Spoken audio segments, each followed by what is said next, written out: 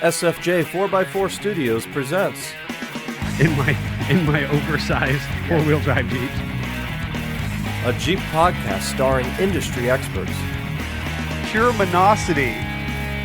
What? Say that again.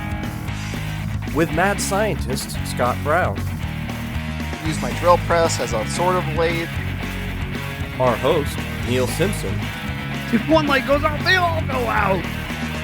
filled with shenanigans. We are really professional with Jeeps. This is I Speak Jeep. Hey, Jeffrey. Now there's sound. Now there's sound. Good morning, afternoon, evening, wherever, however you are joining us. This is the SFJ 4x4 podcast. I don't know what this is. This is the I Speak Jeep podcast presented by SFJ 4x4. This is SFJ 4x4 pew pew from the side because golly. And he missed it, but he is sure of that as well. I am sure. He is. And we are learning as we go. I think I need some rainbow sunglasses at this point. Yeah, you do. I specifically, and here's the thing. I mean, if you're unfamiliar, first of all, the studio lights are bright for my sensitive bionic eyes. I was telling him, now that I work in a dimly lit bar, coming in here, it's like, holy cow. For sure. Yeah, people always ask. I mean, I literally have light sensitivity issues. You know what I mean? So, That's but the blue eyes. that is. What's my I didn't excuse think then? that was. When you have Coke bottle glasses. He does have football glasses. That's fine. But more importantly, as we indicated last time or one of the podcasts, now I'm ringing. God, Why are you bless ringing? it. Robert Snedden. I'm sorry, Robert. We cannot get to your call right now because we're on the podcast.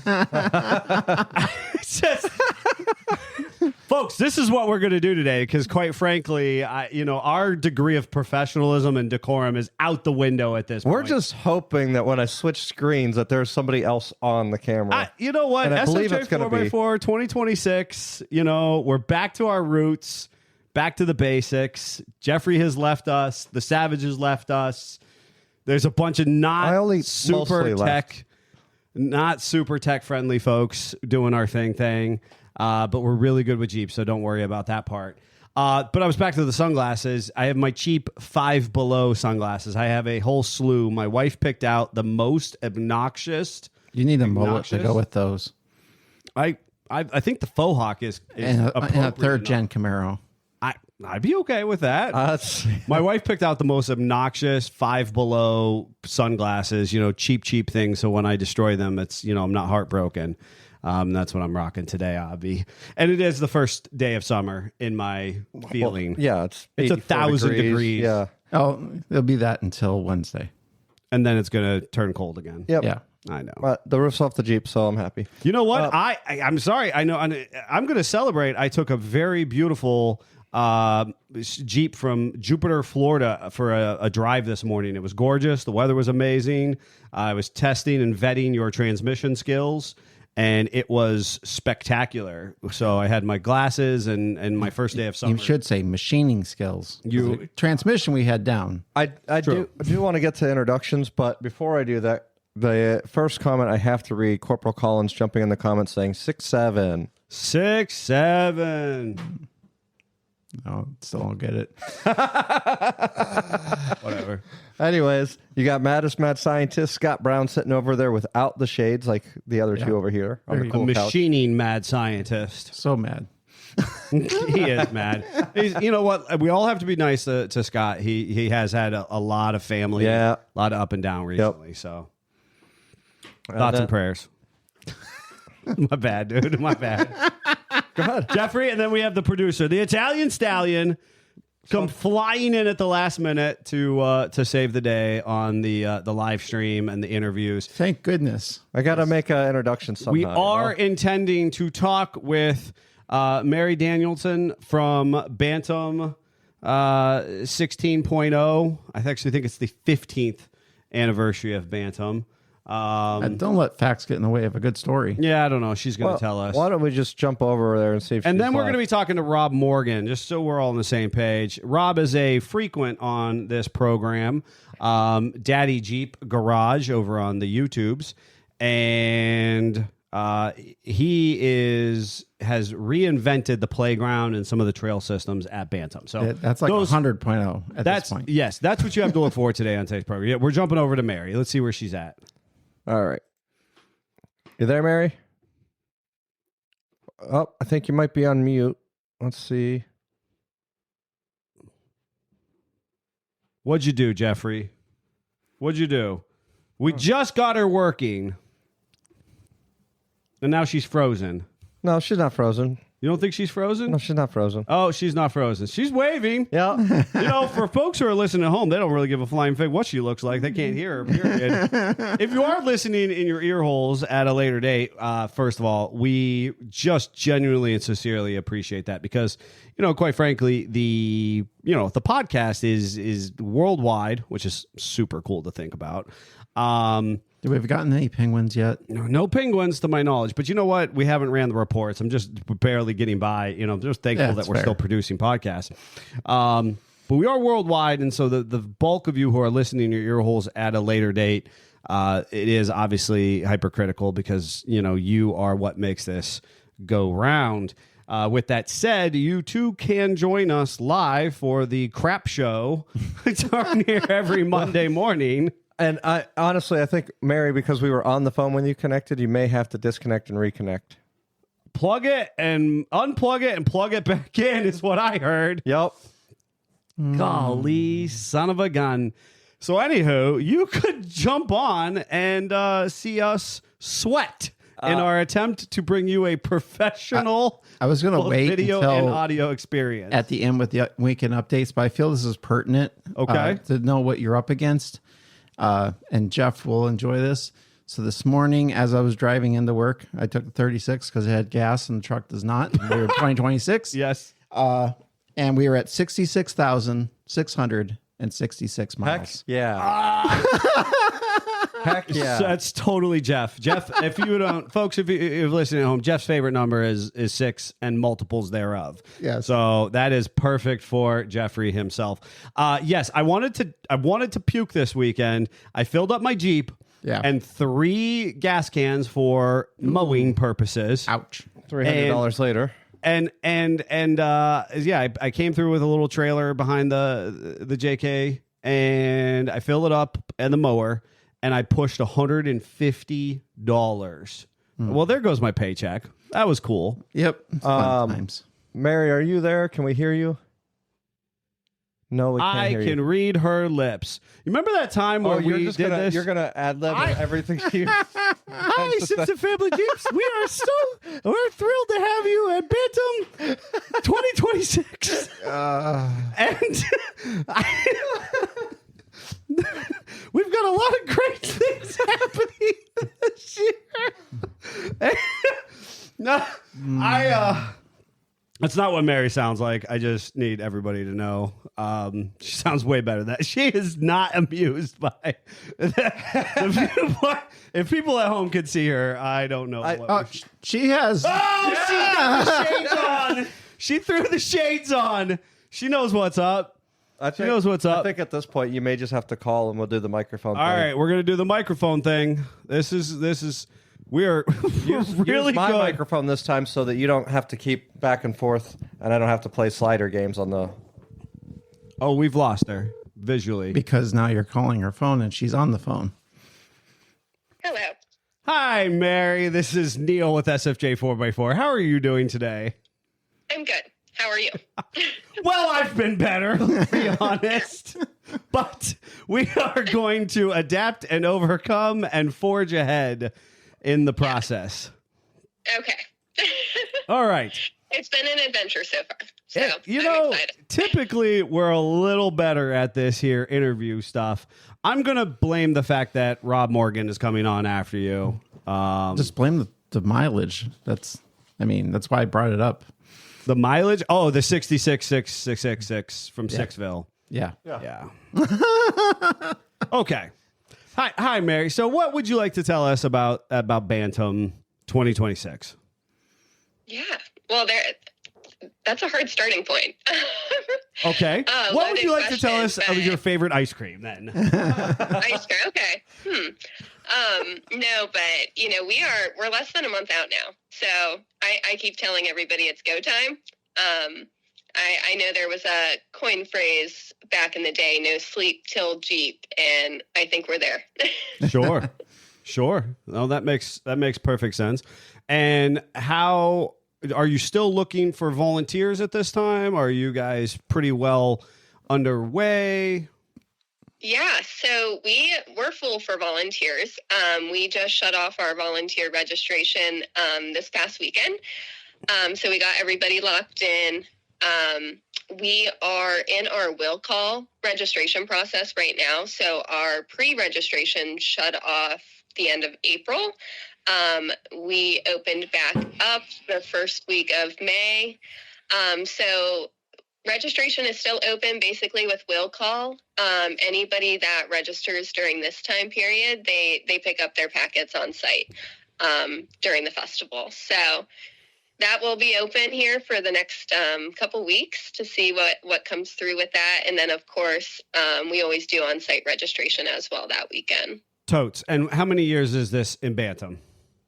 Yeah, it's a big year for us. So we're celebrating 15 years.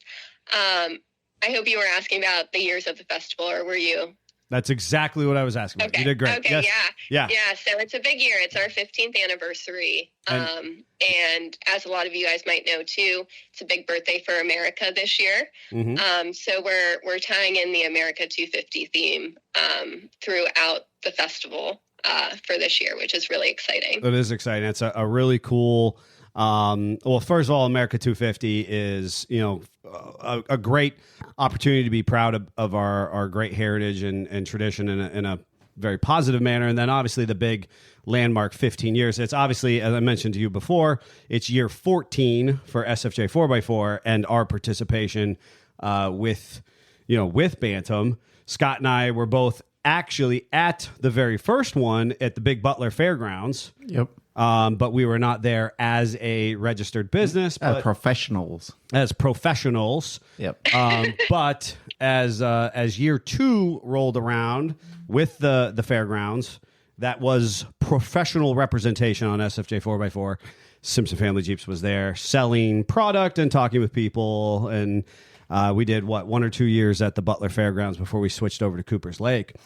All of that is great history, and I think it would be fun to get into that. But I would love for you potentially to tell our listeners who the heck you are. Sure. So my name, I'm Mary Danielson. I'm a newbie to Bantam and the Jeep community in general. I always tell people I'm not a Jeeper, but I'm learning to be one. Sure. So I started with Bantam in the spring of last year. Mm-hmm. So right around March and of 25 really, or 24? 2025. Okay. So after so you started and then immediately put your feet to the fire and did the festival. You had like a couple months under your belt and then you were like, I'm going to do this big old festival. Exactly. That's really what it was. But I was. You too are a masochist, I see. I had Patty Jo as, the biggest mentor, and, she really guided me through getting onboarded and ready for the festival last year. And it's so funny. I remember her saying that she was baptizing me. By fire. And that is truly what it was like for me. You think of a baptism and you were like, I don't know if this changed me, but, down the road you realize, it definitely changed me. So. For sure. And how was that? You had a couple months. How do you get involved with Bantam, a couple months prior to the event and then, running into the event? How did you get involved? Sure. So my background is in communications and marketing, and the festival put out a call looking for someone to come in to help with some of that. So, it was right up my alley. And I was like, I'm going to try this. And I live in Butler. So I have been to the Invasion down on Main Street, so many times. I've been involved in it through different organizations. And for the longest time, I thought that's what Jeep Fest was just the invasion. Sure. I had no idea about Cooper's Lake and what goes on at the actual festival. Also didn't know that the festival's open to the public, and, you know, it's actually a place where spectators can come in and like check out what's going on. So that was like a huge eye-opener to me, realizing how big the festival actually was, Sure. apart from what we see downtown Main Street Friday night. Okay.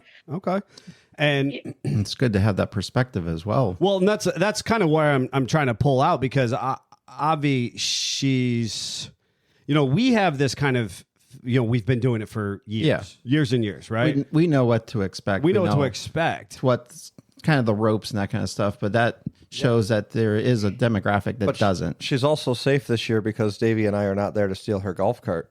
Which is possible, as she is actually. We went ahead prior to Jeffrey and Davey leaving. We actually sponsored said golf cart. So Mary is actually in the process of helping us design the logo graphic stuff to certify the stolen golf carts, even if it's just in homage to what once was. Your name's on them this year, so Our name's literally on the golf cart. That's not as fun then. Ah. Anyways, Tony's in the comments, and he says you'll actually be baptized in Pennzoil this year. They're always a good vendor there.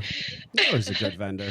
Baptized in Pennzoil. Okay. Yeah, Pennzoil's always. Is Pennzoil on the vendor list? The Amsoil is. Amsoil. Pennzoil. I don't remember seeing Pennzoil. Pennzoil had participated for years and years and years. They used to bring a simulated driving trailer. I don't know if you remember that, Scott, but they'd also bring a sound system that they would pump towards the people eating food in the food truck area and drown out the actual Bantam, vendor or announcer, music guy. It was a little bit of a thing. I don't know. If they come, cool. Pennzoil is a great product, but their roadies, you know, maybe could play a little bit better with the other vendors, the food vendors and whatnot. Never bothered us at all. But they did know how to throw a good party. They would go to the invasion and give out lots of freebies, and they had just a banging sound system, though. That was the big thing. But that would be the baptized by Pennzoil if they were registered again. That's awesome. So you get involved. Do you? I asked this. I got to be honest with you. I need you to know. I asked Patty Jo this many years ago. Now, for our listeners who may or may not be aware, Patty Jo is no longer specifically involved the day-to-day operations of the festival. Is that a fair statement? Yes. Okay. Fantastic. She has been guiding us along, though, which has been extremely helpful. Correct. Wanted to, pay respects where due, but she's not involved in the day-to-day necessarily. And you've kind of assumed a number of those responsibilities. Is that correct? Yes. Okay. Our team, we've been going through a little bit of a transition, but, Patty Jo's role consisted of a lot, which has been split up amongst all of us, and we're making it work this year. So fantastic.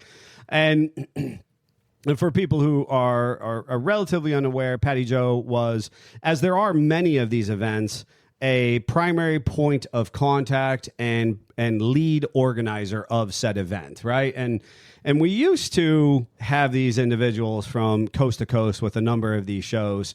And I remember we've had Jerry Huber on here, and while he's not the primary organizer of Toledo Jeep Festival, there is a lead woman there named Whitney, and she fulfills that role. There was a guy at PA Allbreeds. His name was Rick. Great. So these people are this main point of contact, and both for vendors and participants and all that kind of stuff. So there's your 10 cent on the shows and the organizers.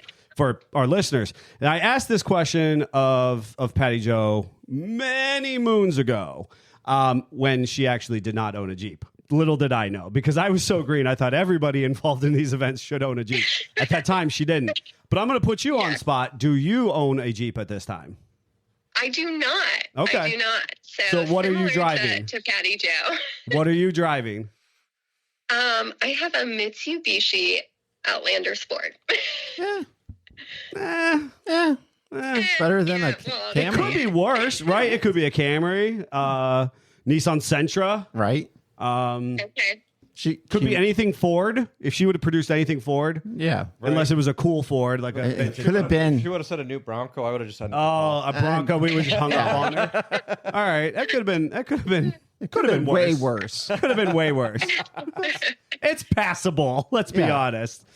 So what do Avi, again, you know, as you mentioned, you're kind of new and fresh to it. What are some of the other things that are maybe newer people to the industry can expect out of the festival? Yeah, so a lot of people don't know. Like I said, I had no idea the size of the festival and what all takes place, but we actually have over 25 activities and attractions.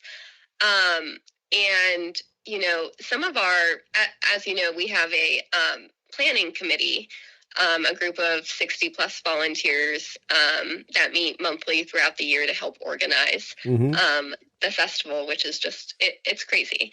But within that committee, we have volunteer managers overseeing a lot of our activities and attraction areas. But yeah, I think we have, you know, we're moving forward with a lot of the same activities that were, you know, done in the past. The fan favorites, the Barbie Jeep race.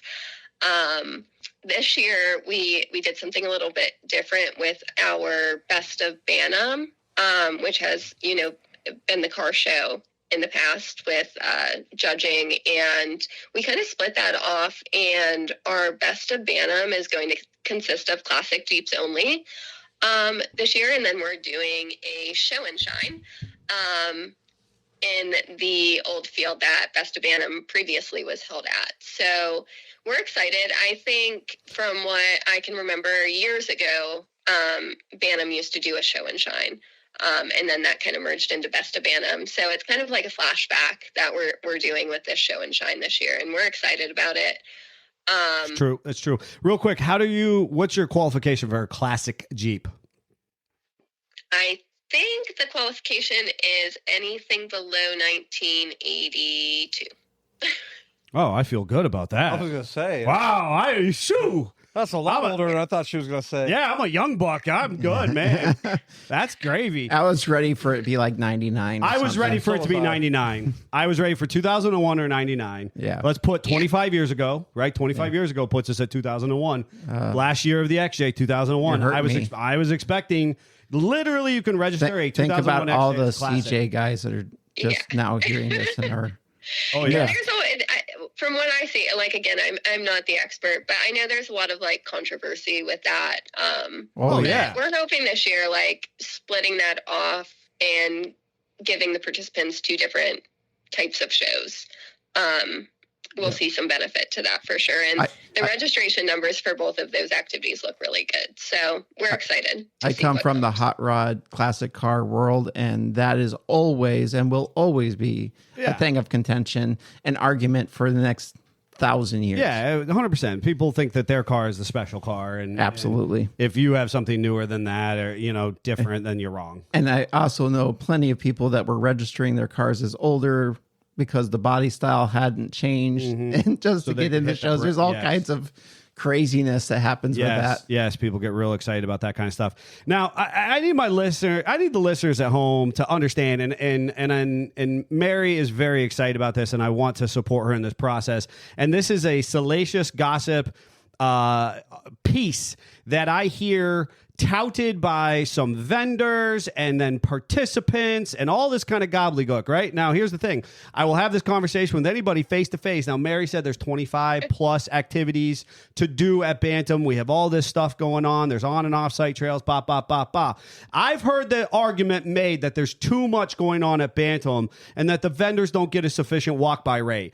And my advice to you is suck it up, Buttercup, because quite frankly, there's nothing more going on at Bantam than, say, Pigeon Forge, right? There is an offsite activity at Smoky Mountain Jeep Invasion like every second of the day. So, like, when I hear people talk about all the positive multiple activities happening at Bantam, like, it is a way to meet Jeepers where they're at. And when vendors complain that there's not a sufficient walk-by rate or there's not somebody participating in X, Y, and Z activity, listen, that's just like, it's just inaccurate, because it's just a volume of Jeepers that we have in a saturated placement.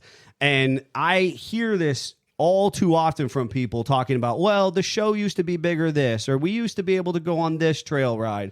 And it's just like, yes, that's true. There was the vendor show was bigger back in like 18 and 19, but things evolve, right? Yeah. And just because it's not wide, it could be deep in experience as well. And it is constantly the show itself over the years, and the volunteers have constantly been trying to be responsive to the feedback that they receive from the exit surveys, whether it be the vendor exit survey or the participant surveys. And so if you want to make your voice be heard, fill out those surveys at the end of the show and or get involved in the planning process. But also don't turn it into a lawn chair sitting, being bored at an event. 100%. We're Jeepers. We use our Jeeps. If you want to go to a car show where you fall asleep at your vehicle, there's plenty of those all over the country. Yeah, go get involved, do things with it, be involved in the festival, and not just complain that, you know, your campsite isn't as big as it once was or as populated as it once was. Or I promise you there's an after party somewhere else, or there's a group get together here or there, or there's sufficient, if you're selling a good product, people are going to come to your booth, or whatever it is. Yep. Real quick in the comments, Rob obviously did not win his vote on the classic vehicles there for the show and shine, because he goes, no YJs, blasphemy. And then Tony quickly replies, basically everything pre-YJ. Sort of. That's fair. 82 excludes any of the old body XJs and MJs. Yep. I'm gonna need Mary. I'm gonna need somebody to fact check that for you. I want to know that year. I want to know who made the decision. I'm surprised they didn't do 86. I'm surprised 86 as well, because you got an 86 CJ7. Yep. And an 81. And I got to be honest with you. I mean, I've been asked to judge some of these competitions before. I got to be honest. There's going to be only a handful of people who would be able to. I mean, I could be the police. I know you could, right? But I thought it was funny, and I'll tell this story real quick because she's bringing up the car show. Back in like 16-ish, it must have been earlier than that, even 14-ish, because they were at Cooper's Lake. So, yeah. Anyways, they came over to the booth, and we were a relatively young business in the process. Yeah. And they came over to our booth, and they said, we really need a judge for the Jeep show. Well, and you forgot the interview process. They came up, and you're like, "Hi, are you breathing?" You said yes. Do you know something about Jeeps? Yep, sure do. No. They asked for my dad. I know. They asked for my dad.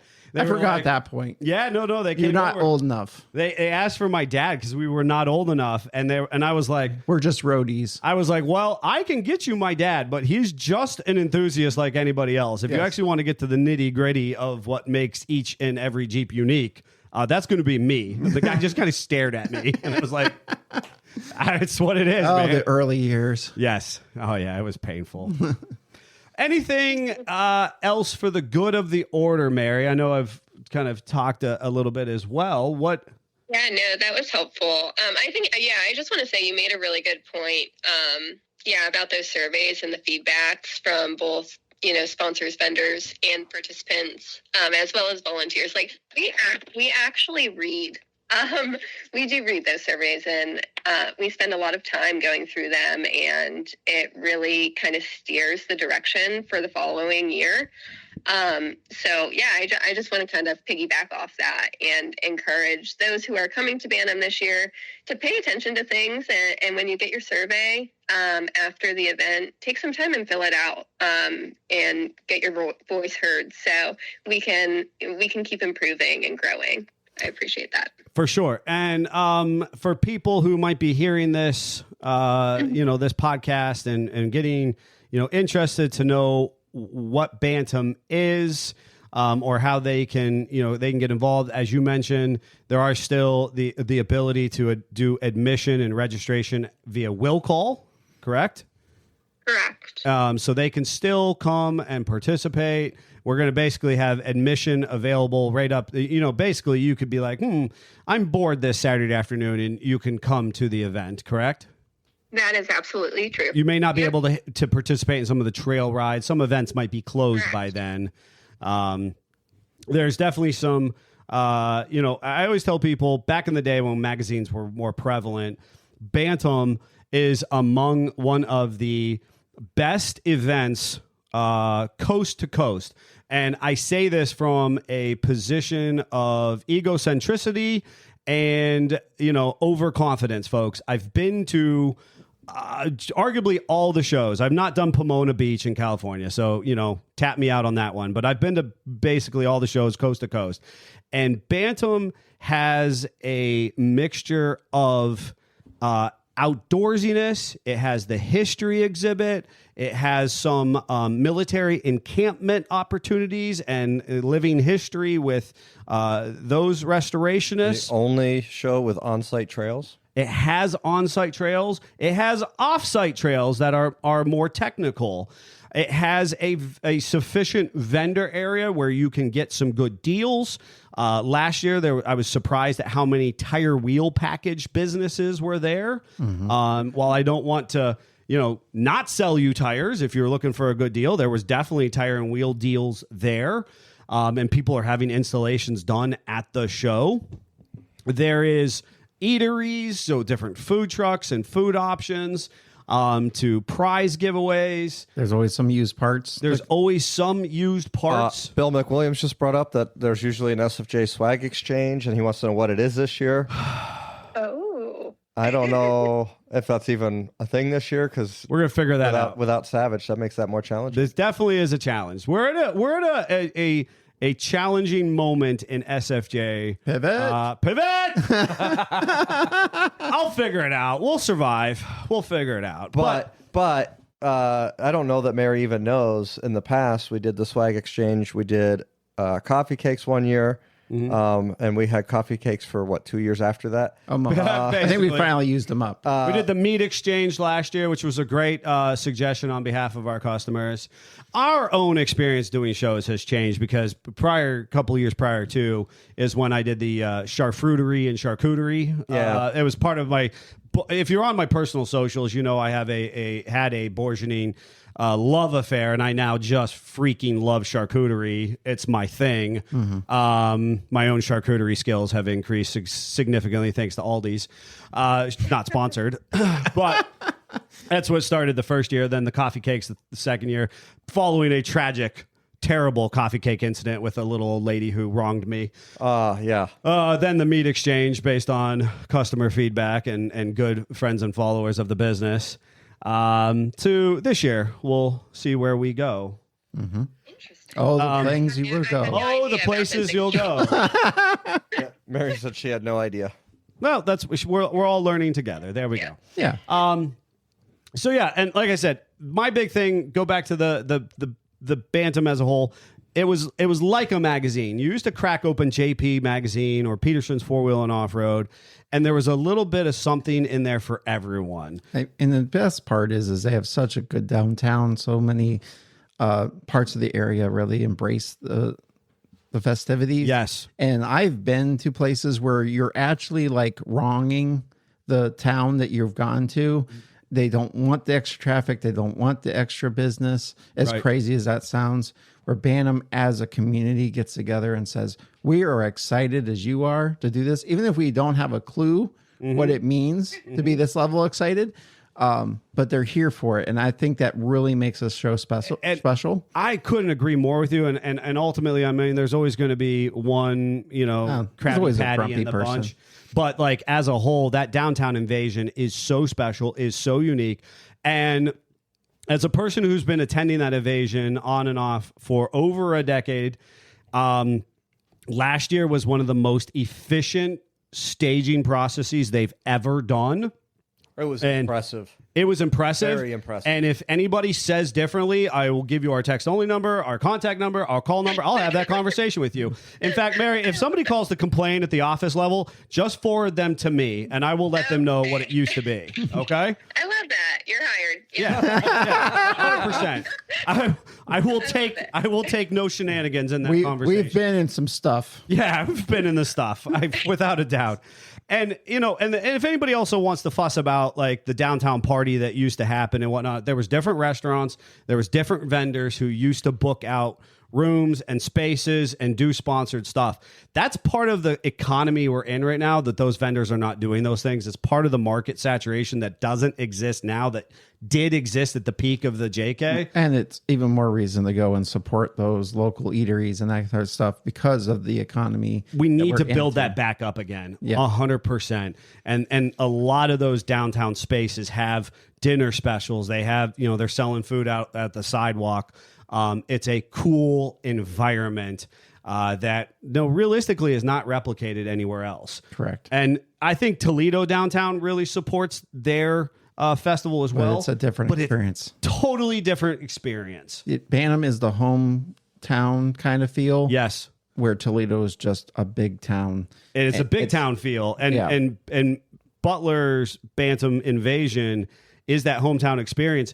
But it's massive. It's saturated. It's very well put together. It is. And I think that all goes back to, the heritage, the Jeep heritage we're trying to hone in on here in Butler. And, everybody loves that claim to fame. Sure. Being the birthplace of the Jeep. And, I think that really is what drives the community to get involved, get engaged, and enjoy it. Like I said, that was me. Going down to the Invasion, just loving it, not really understanding it. That's super cool. Yeah, it's great for when a community can come together in kind of a flagship experience. I suppose the last question I have for you is, are your sunglasses name brand, or are they from like Five Below, gas station, Dollar General? Oh, they're Five Below. Heck yeah, that's what's up. Yeah. All right, I Mary. need sunglasses. I can't. I can't get expensive sunglasses. That's where we're at. That's where we're at. I agree. All right, Mary. Thank you so much for coming on and sharing about Bantam, and some of the nuts and bolts of the event itself. We need to get Rob on the phone if your phone or the live stream or whatever the heck we're doing with Rob. If you're not aware. Rob Morgan, again, he's a regular on the program, and Daddy Jeep Garage on YouTube. And Rob got involved, I think, about 3 years ago, maybe pushing 4, working within the leadership on the trail system itself. Now, Bantam, as one of the guys had mentioned, has on-site trails, additionally having off-site trails. So and those need maintenance. They need curated. They need designed. And Rob has spearheaded some of that. And as a credit to the festival and previous leadership in that sphere, Bantam has always had fair on-site trail rides and off-site trail rides and all that kind of stuff.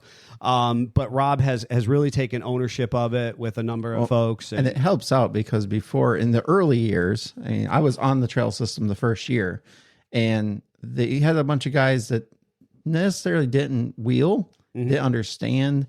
They kind of looked at what a fair would have for like a tough truck competition or something like that.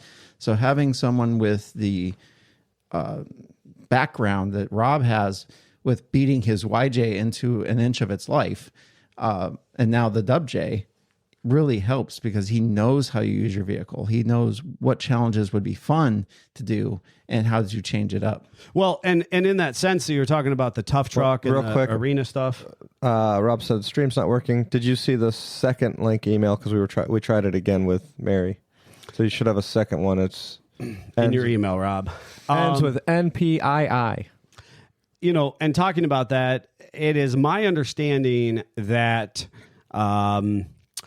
that PA All Breeds Jeep show, and so PA Jeeps is a club and was a incredibly influential. Their show ran for 25, 26 years. That was a club-oriented show. Great event. Long time held at the in York, Pennsylvania. Love, and I miss going to that show personally. It then has been kind of absorbed into the Carlisle space. But it's my understanding that a number of the folks who were helping with the on-site obstacle course that they offered is who came out and who helped with the trail system and on-site activities at Bantam. Well, the thing is that York, you had to create this obstacle course within the confines of basically a horse track, circle track. And so that would make sense that basically what they brought to Bantam initially, and then ultimately they had volunteers from the community. Bantam has always been big on having a large volunteer base to assist. Doesn't mean they're exactly proficient wheelers. Right. And we also had, I can't remember now. I'm just going to go ahead and call Rob, and we're going to play the. I assumed game. as much. We also had that other smaller show. I can't remember the name of it now. We would go to. They had the little mud pit, and they would have a history like boards up. Okay, we'll try it this way. Yeah, we'll try it this way, Rob. What show were you? Hi, Rob. Good morning. Good morning. They had taken a year off for the first Bantam. Oh, you're talking about Heritage Region Jeep Association down Newcastle. Yes. Oh, yeah. The Newcastle. And those folks were excellent organizers, and they had the little obstacle course as well. Correct. That was just what we did at that time, Yes. 20 years ago at our Jeep shows. Yep. Rob, since we've come a long way in 20 years as far as off-roading is concerned, what are we doing now? We're doing a lot of different stuff now. You mean as far as just what we've rebuilt in Bantam this year? Yeah. That was a loaded question. Scott and I, if you Rob did or is didn't, used to your loaded questions. I know he is. I expected him to take that with better stride. I will. I will say so. Scott and I were reminiscing about on-site obstacle courses from 20 years ago. Let's be honest. And how good of a job you do. And now how good you're doing. Because you actually know how to use a Jeep and what would be fun in the Jeep. So what are these new I things? the conversation because I was transitioning to answering a phone call. So yeah, that's Jeff's fault. That probably is. That's That's fine. It was my fault earlier, so it's Jeff's now. Yeah, that's fine. So anyway, yes, the playground. So we, with help from Dave Baird's company works for Toy Pipeline, something or other.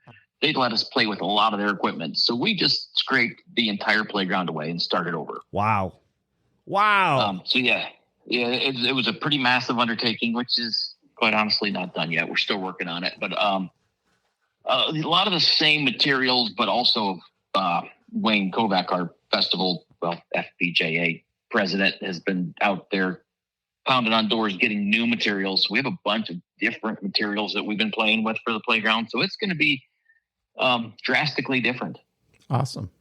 I want to take a quick moment while Rob is gathering his thoughts and read that Tony has said that HRJA is still a big part of helping Bantam happen. So a big shout out. And there's a number of folks I know from that club that listen to us. And they've always had a very special place in my heart. And that show that we used to attend over in Newcastle at their public park was a big formative part for both of us in a lot of ways. So shout out to again, PA Jeeps and HRJA for being these longevity based clubs and helping the community still continue to grow.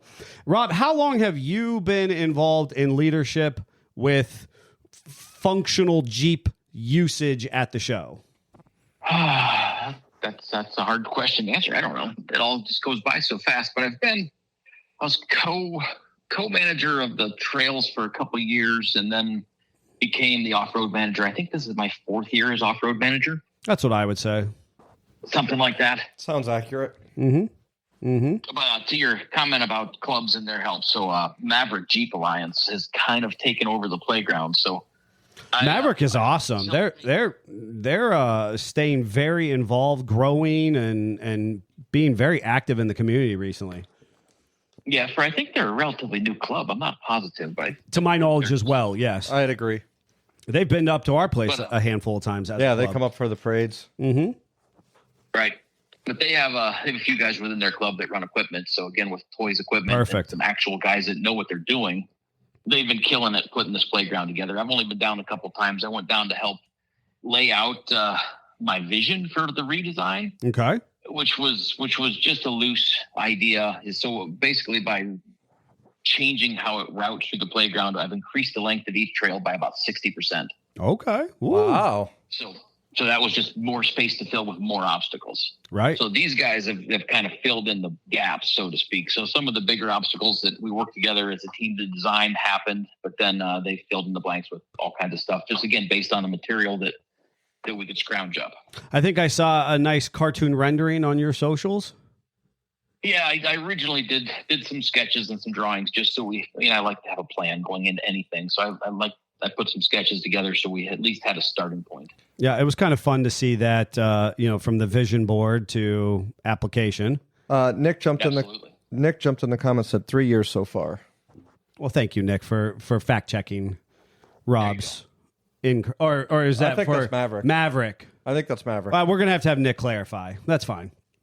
Okay. It could be both. I don't know. So we're increased the length of the trail by about 60% is what you're telling me. So now people who are doing on-site trail riding can expect that's specifically the playground or that's on-site trails?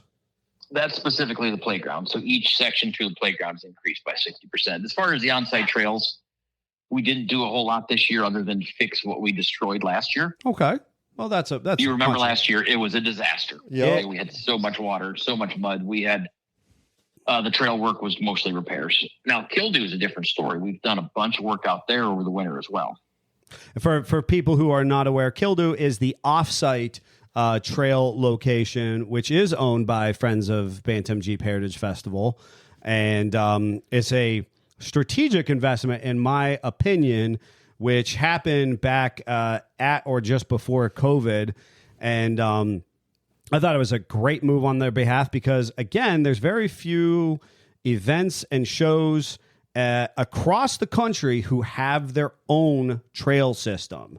And that is a big difference maker in this particular event. So, Kildu, you had revisioned it a few years ago as well, if I recall. Ran them backwards or something.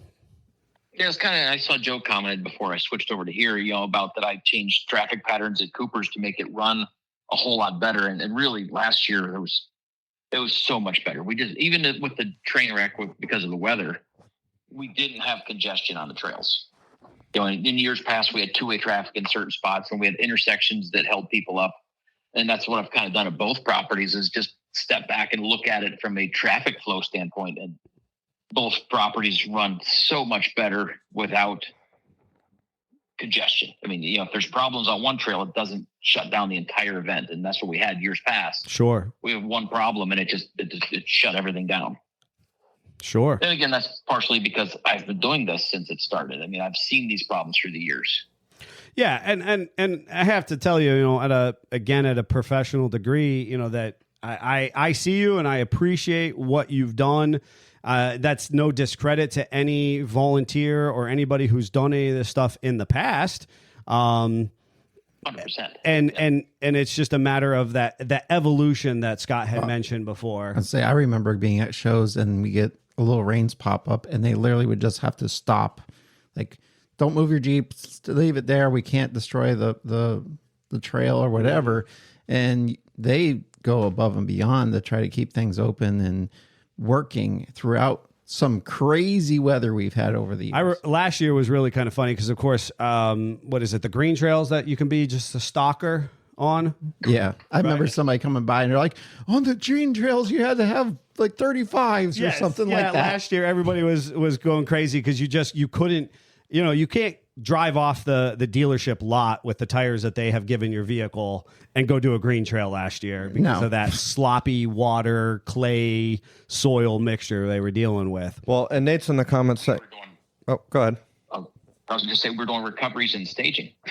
Yeah. Yes. Yeah, you recovered Patty Joe last year in the golf cart. But Nate, That too. Well, yeah, because you were doing the interview with us, and she's blowing up your phone. But Nate's in the comments saying the MTs came in handy last year, and he's debating if he leaves the RTT on this year or finds a space in the garage for it before coming. Mm-hmm. So what? Weather. Yeah, that rooftop tent. I mean, the big thing is just the piece on the trails.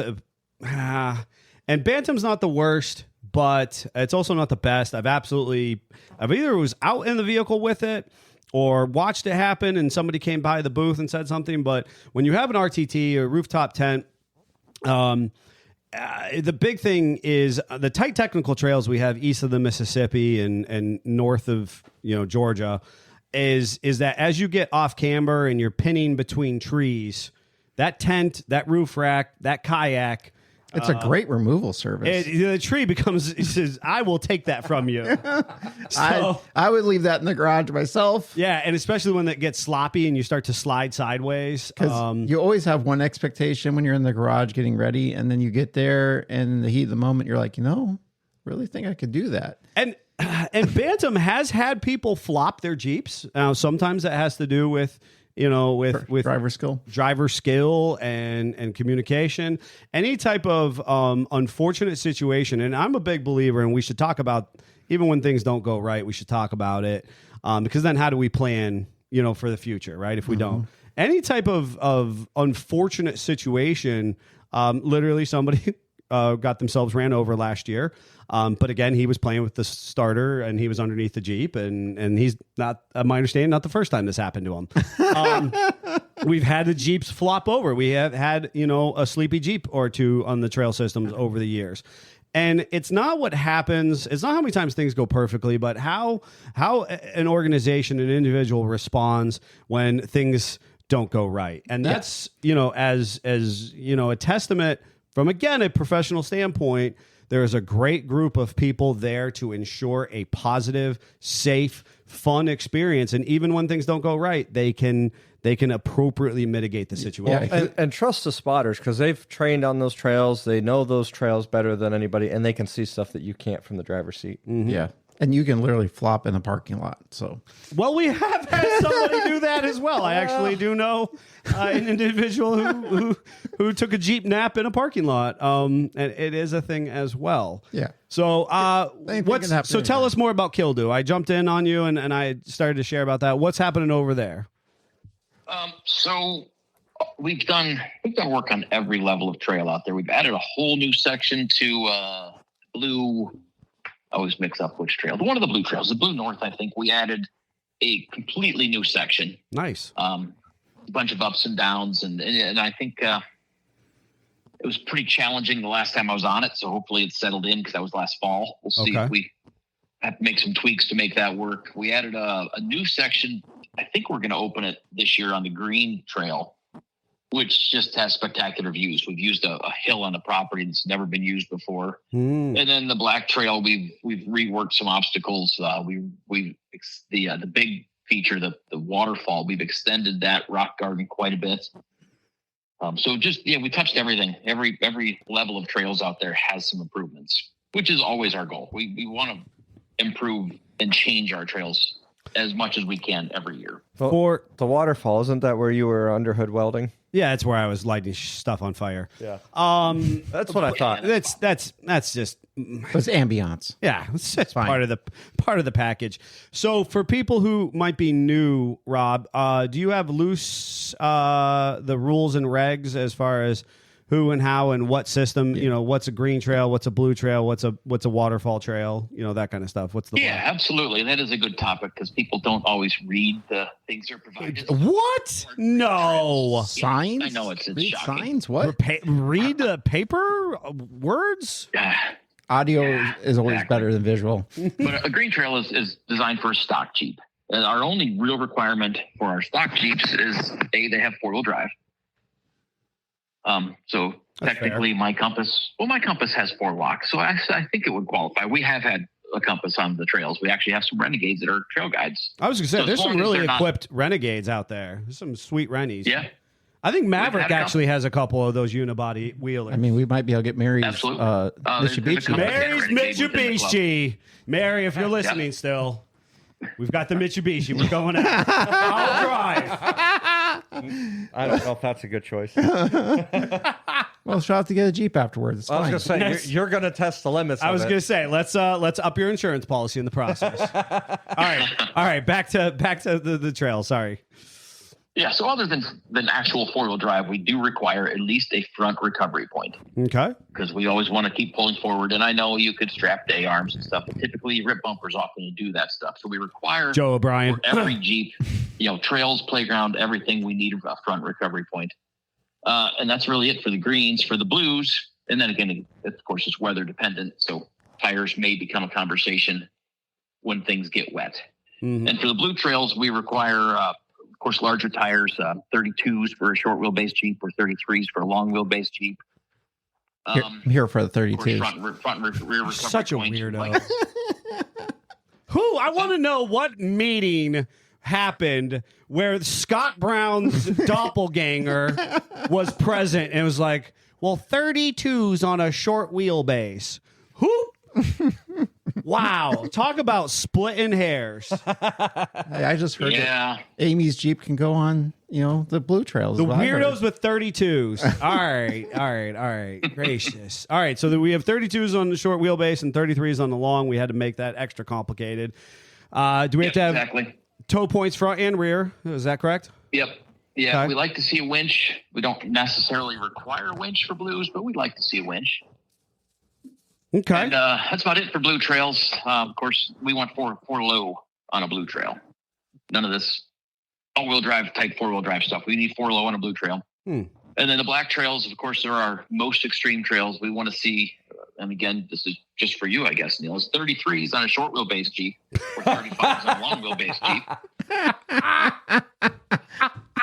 And we definitely need a traction aid for the black trail, whether it's a limited slip or a locker. And we definitely need a winch in the black trail. Oh, man. And maybe no hubs on. No,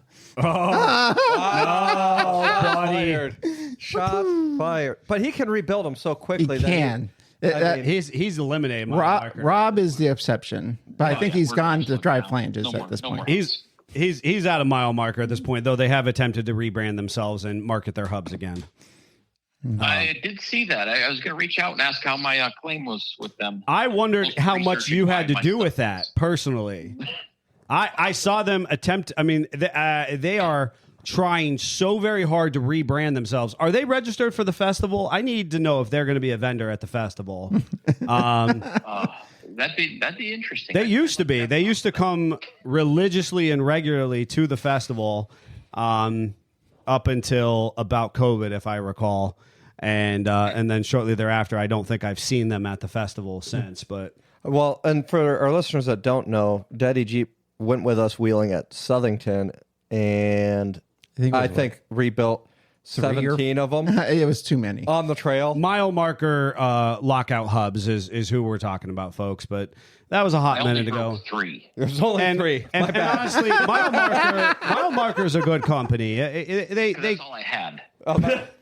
Mile marker, you know what I mean? They're a reputable company, just like anything else. Maybe need to make their 1-ton series of lockouts a little bit more beefy. It was basically once he broke that third one, he was like, "All right, guys, I got to go home. I don't have any more parts." No, I put factory Super Duty ones back in. I've never broken one of those. Oh, yep. There you go. Yep. Don't unlock very good. So the black is a minimum of 33s on a short wheelbase and 35s on a long wheelbase. Yep. We're worried about that breakover angle. XJ guys. It's what? I'm sorry. I said let's not talk about the XJs because they're medium base. Short wheelbase and long wheelbase is based on doors. Oh, God. Just because I can't have our staging people out there with tape measures measuring wheelbase. So our short wheelbase is a 2-door Jeep. I see. The long wheelbase is a 4-door Jeep, or XJs, they're the same wheelbase. What if I bring a CJ6 or a Scrambler or an Unlimited? I you know what? I just so much credit to the volunteers in the staging area who are trying to ensure that everybody has a safe and fun time, because as again, I got all hot and bothered when Mary was talking about the multiple activities happening at Bantam. The volunteers who are at the staging, ensuring that you have the minimum qualifications to go on that trail, are there to make sure that you do not become, quote, that guy. And nobody wants to be behind that guy on the trail. And if we're honest, that guy at some point of being that guy has to rethink what made him that guy. They should, at least. I think sometimes, and we've certainly been acquainted with these folks in our wheeling experiences over the years, who, and I love pulling a derelict piece of crap out of a field, spit shining it, and going off to wheel, right? Yeah. But like doing that at Southington or at any other type of open wheeling event where it's like, hey, I know that my U-joint has been ejecting needle bearings for the last 3 trips out. Yeah. But I'm just going to pretend that I don't hear that clicking, popping. And then I blow up on the trail. I'm not going to affect hundreds of other people behind me. Yes. You shouldn't have to stand in line and go, I'm sorry. I'm sorry. I'm sorry. I'm sorry. And I know that there's a number of people out there who enjoy the onside trail fix. They like the idea that they're pushing the parts, the Jeep, to its very inches of within its life and its limits. And I get that. I find myself to be one of those individuals. But there has to be some degree of courtesy and decorum when it comes with organized trail riding events. Yes. So the volunteers who are just ensuring that you have the bare minimum qualifications, leave them alone, treat them nicely. Give them grace. Give them grace in the process. Yep. Don't come over to the booth fussing and moaning that you're not allowed to go on the black trail, even though you paid for this in advance, and they knew that I actually had 32.5-inch tires. I've heard this before. Or if your 40s are only 37s.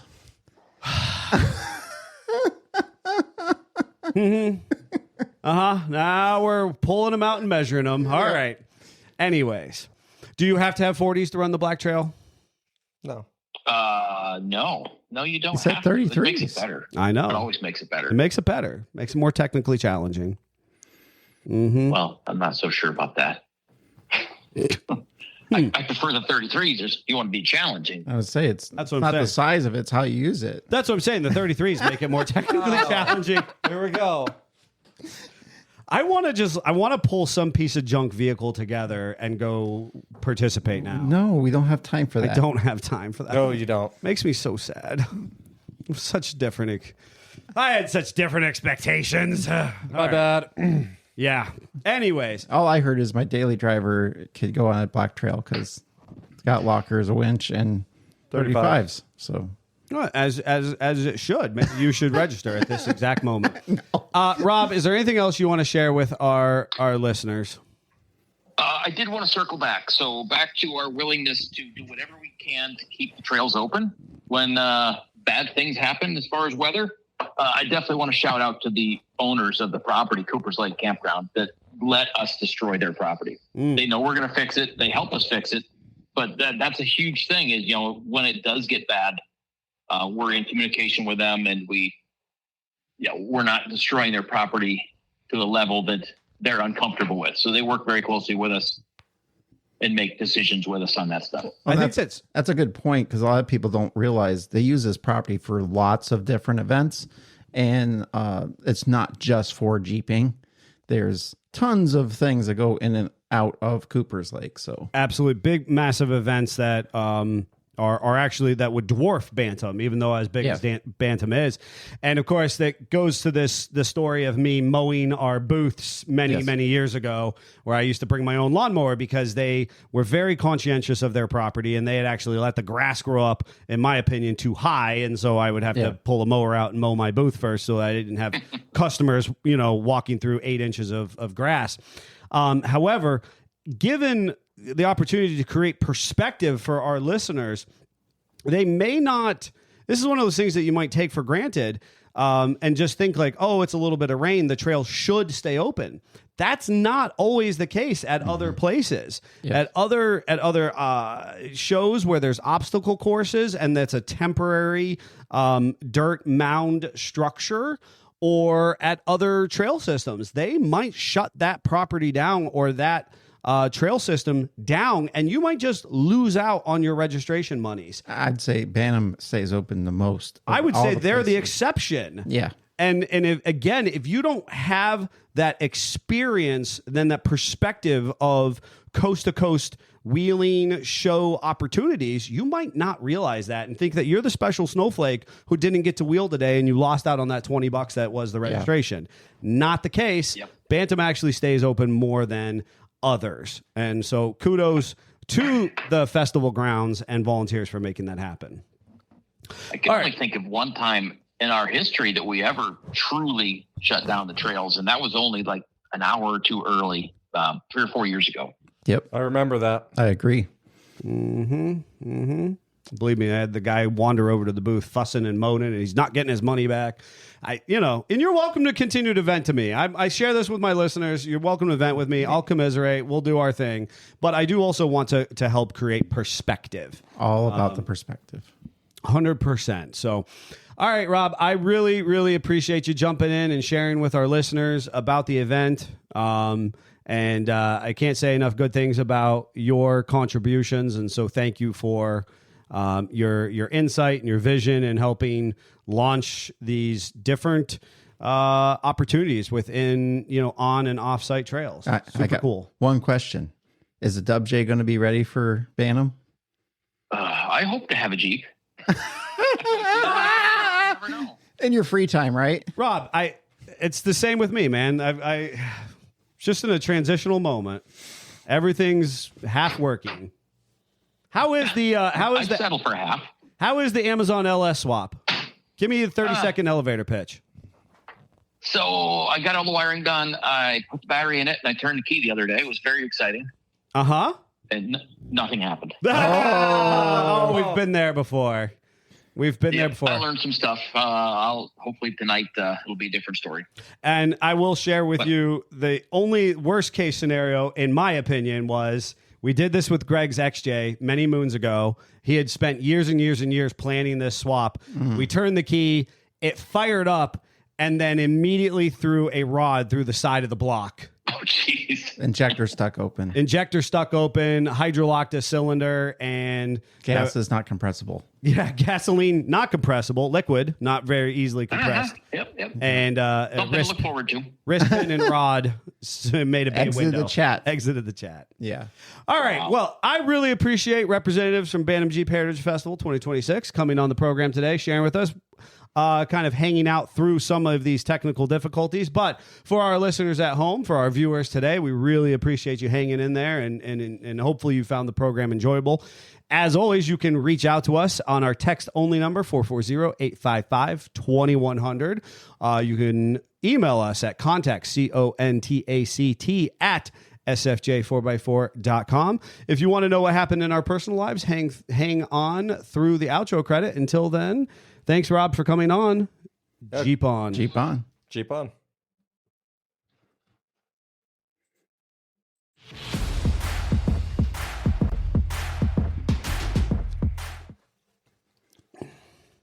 So I'll do a two cent quick.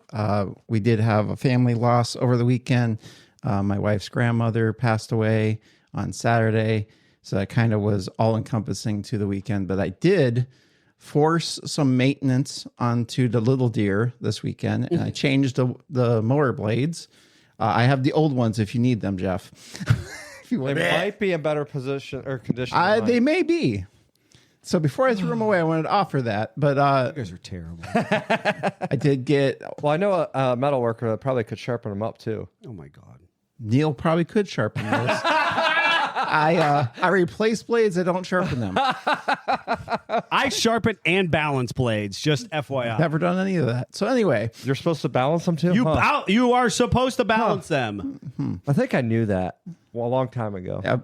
All my spindles feel good. Deck has no holes in it. I don't know why or how, but I'm going to continue on. Unbelievable. God bless little deer. Does have reverse. I don't remember if I said that last time or not, but it's magically now backs up. I'm happy about that. My wife has literally asked me how I like my new tractor. Aww. Because it's like a new tractor. Because it's like a new tractor to you at this point. So that's good. And other than that, we did have Greg made me a new base for the Model T seat, and I was able to get the back of the seat on a super clearance. It normally is like $350 plus shipping. I got it for $40. Wow. So that made me happy. Now I have to do varnishing or something, I was told, on this wood. I don't know. It's kind of new to me.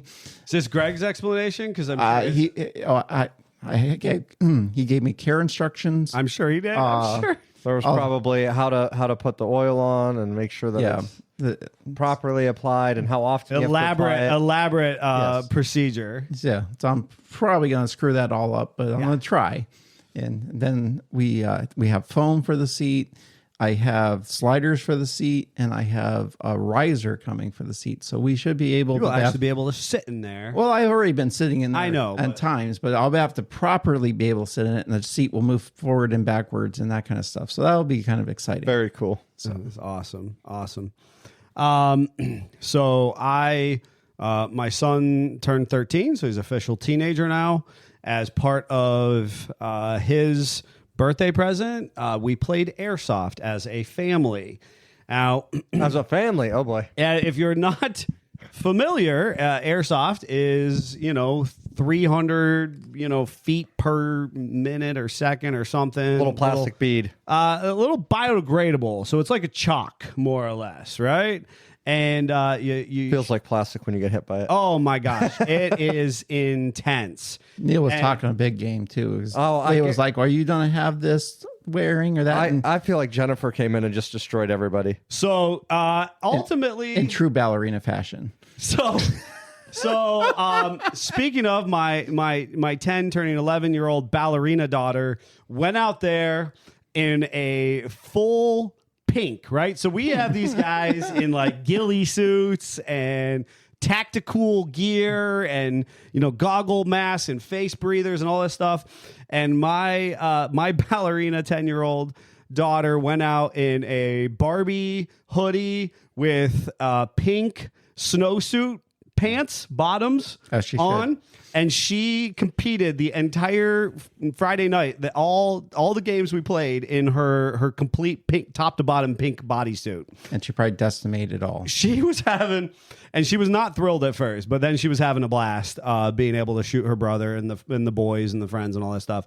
Arguably, somehow, it was totally unfair in explanation, but the boys and his friends, they all decided to team up and be on the same team. And so then ultimately it was basically just my wife and I and our daughter against all of them. Makes sense. So we did cook. I'm not going to lie. We had a ball. The big problem I got shot in the crown of the head a couple times. Ouch. That really smarted. So while I'm not really looking to tiptoe into another expensive hobby at the moment, he will take hand-me-downs. I will. And maybe some PPE. Yeah, some PPE in the process. It's actually pretty cool. It totally reminds me of the Jeep community. It's very much a niche community. Mm-hmm. Lots of modifications, technical stuff. I had a blast. Really cool local park that we played at. So there was that. Worked on the homestead, stayed out at the property, did lots of little, keeping busy projects. Stayed very busy here at SHA 4x4 as always. We collected Pokemon cards over the weekend. More Jeeps showed up than left. It just seems to be going the opposite direction. That's how it always goes this time of year. But we're here to help you with your Jeep project, and we just need you to be a little patient with us, but we will get to you. And you know what? Everybody is being super patient, and I really appreciate that. Yeah. So, all right, Jeffrey. Well, last week I kind of quickly teased that I was mad at gas, but not the kind that goes in the vehicle. So I'll elaborate a little bit more because I spent a lot of time over the last week learning more about beer systems than I ever imagined I would learn this early into it. Perfect sense. But Airgas is being a very responsible company and taking care of issues, but they had delivered us a siphon CO2 tank instead of regular CO2. Despite my questioning it, they assured me it was the regular CO2 and just mislabeled on the bottle. Mm-hmm. Well, a siphon CO2 is liquid CO2, which means it's super cold. So it froze my entire system of 20 taps, and they're all leaking. Every coupler's leaking it. I mean, it ruined every seal, every hose line, everything. Oh boy. So they are purchasing all new regulator hose lines for the gas, hose lines for the beer, the couplers for the kegs. So everything is getting replaced, which is very nice of them to do that. I told them I would build the system myself because I want to set it up the way that I want for how we manage it in there. And that way they're saving a little money on the labor that's involved in it, and I'm getting a new system replaced because they sent me the wrong thing and ruined everything. But so they've been actually really good. Both my account rep and her boss have stopped in at this point to check on things and make sure that I'm appropriately being taken care of. They're supplying us with CO2 at no charge until the system is corrected. So kind of a nice way for them to prove that they are trying to fix the situation. Sure. Awesome. And you don't get to hear that often in today's society with customer service, but Kudos to them. Initially I felt like I was getting the runaround, but realistically I just needed the managers to be able to get involved, and they were off during that initial time. Sure. So Yeah, and what a interesting mechanical system that you just didn't know about. yeah, you know? learn about the reason for the thickness of the lines, what type of lines. Everything has to be food grade. Even the gas has to be food grade gas. So there's a lot that goes into it that you kind of take for granted when you have to go to a bar just get a beer poured. You have no idea that there's a balance of carbonation that has to be in there. There's a balance of the lines and the length of the lines, and if you make the lines too long, it'll change everything. I'm sure it can get very technical, very fast. What pressure you got to run the lines at? It's very technical. Well, as we've mentioned, we have quite a few Jeeps to get to, and we do, again, appreciate everybody's patience, and we are working through the process, and we'll continue to do so. With that said, we got to go do it now. Until next time, Jeep on. Jeep on. Jeep on.